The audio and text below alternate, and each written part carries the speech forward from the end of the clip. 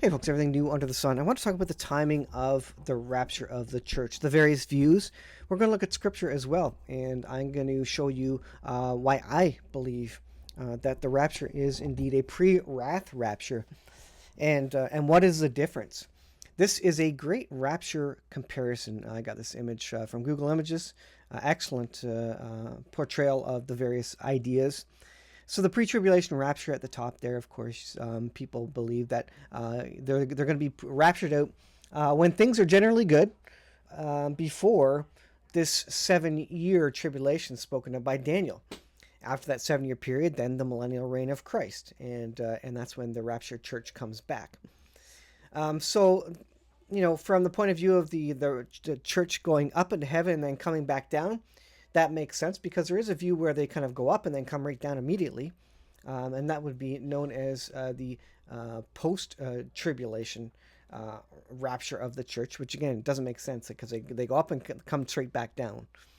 The second one there is the mid-tribulation. So this is the idea that the tribulation is one group of 7 years, and you're raptured mid-tribulation. There's no distinction there between the tribulation and the great tribulation, and the Bible makes a distinction there. There is a time referenced as the Great Tribulation, but that's getting closer. So rapture mid-trib, and then the 1,000-year reign of Christ. But we're not here for the wrath of God. So when does the wrath of God come? Is the whole 7-year tribulation the wrath of God? I don't believe it is. I think humans get what they deserve from their own sin. And then after that, the wrath of God is going to fall. But first, we're going to kind of get what we deserve.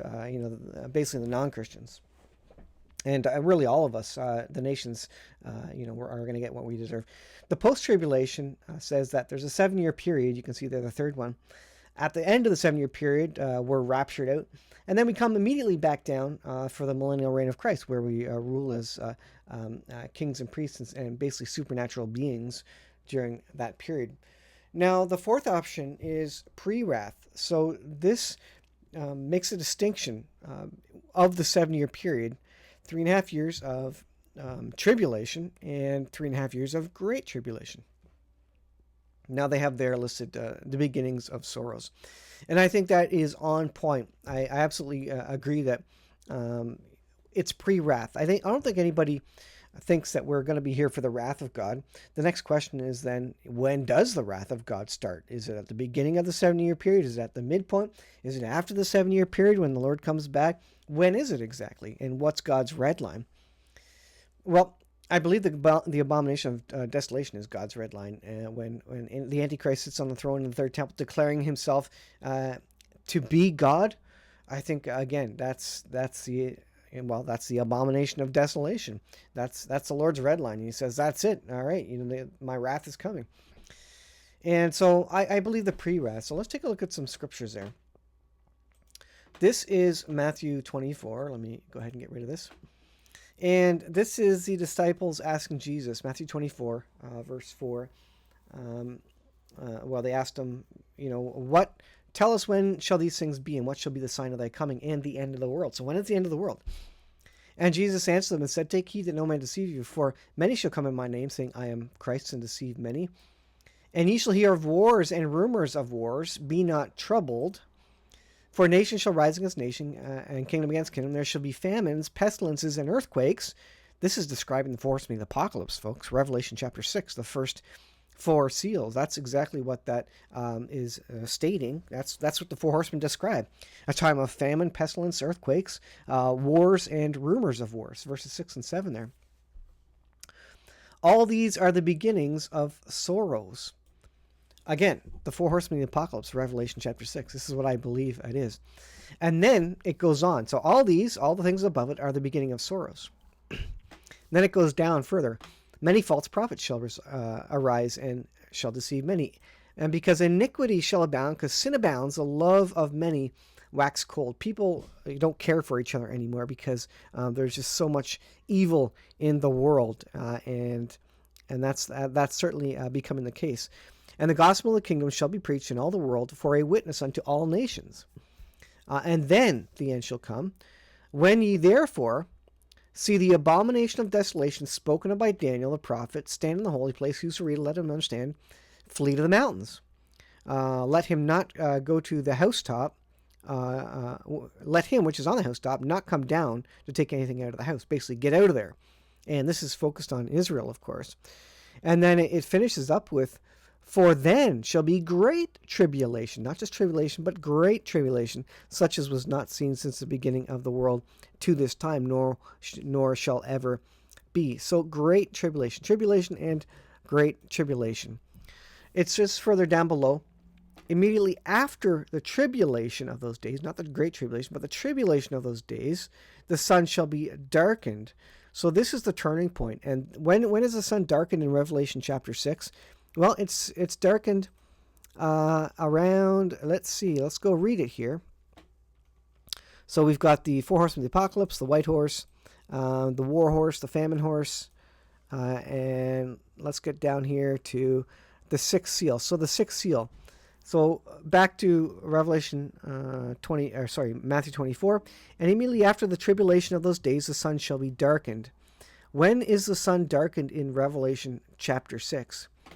Well, it's darkened at the point of the sixth seal. And that happens after the four horsemen of the apocalypse ride.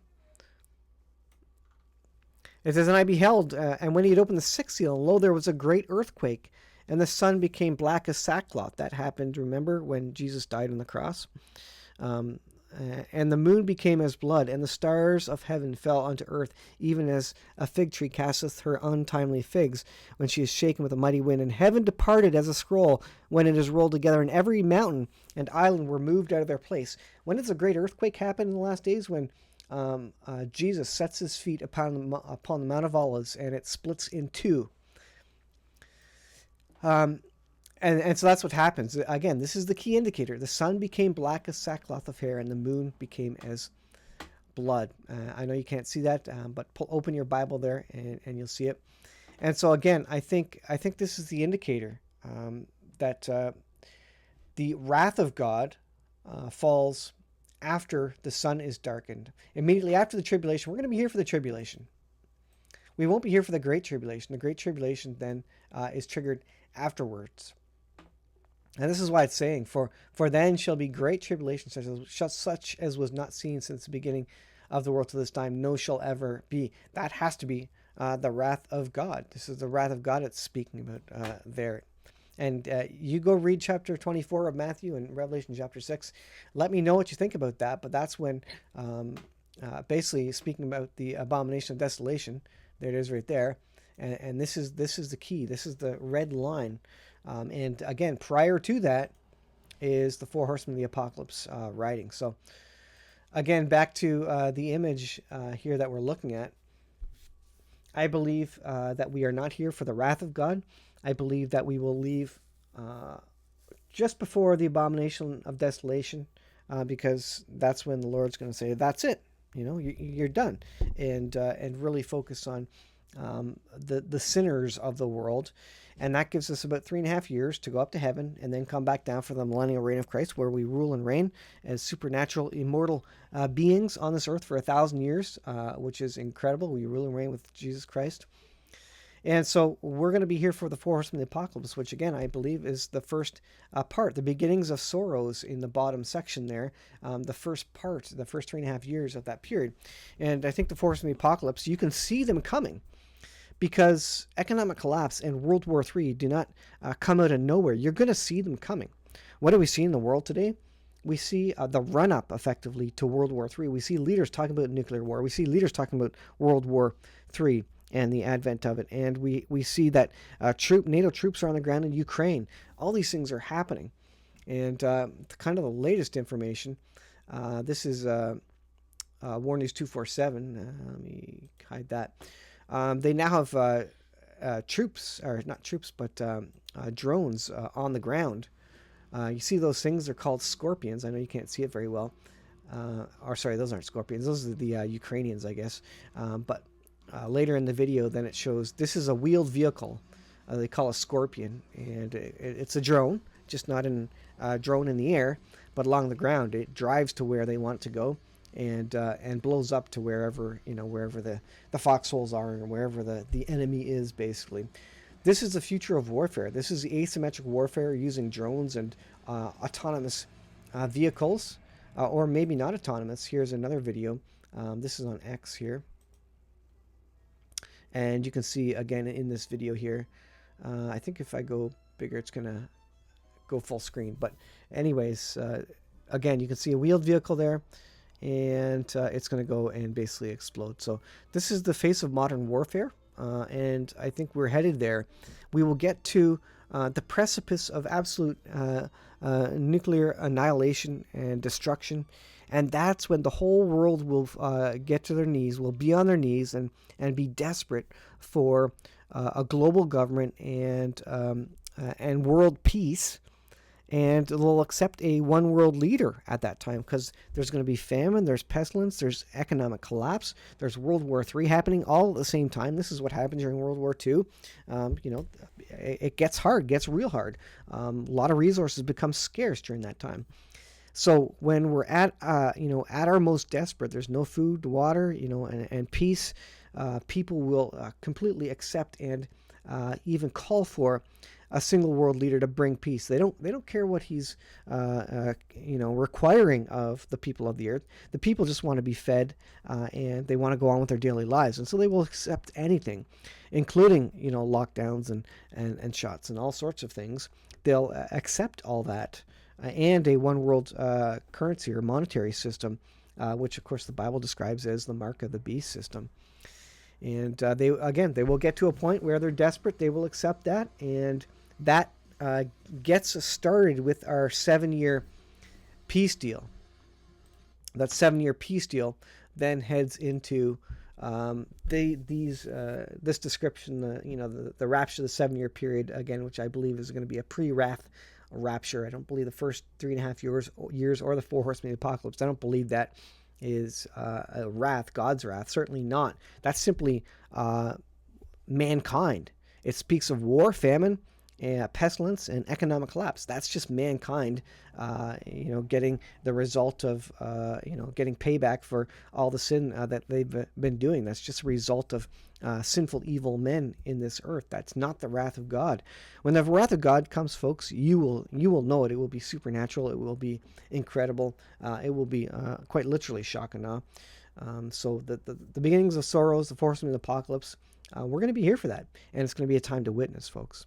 But the rapture is coming shortly, and I believe we're not that far off. Maybe only a couple of years off before the abomination of desolation. So that's an exciting thing to think about. Is my timeline of the return of the Lord accurate? Is it close? I think 2028, sometime around there, is kind of the hinge point, the midpoint of the 7-year period. So we're seeing how that goes. It's certainly, people are starting to come around to the idea that maybe the 4 horsemen of the apocalypse have started riding. Maybe the coronavirus was that first white horse, the white horse and the rider with the corona, the crown.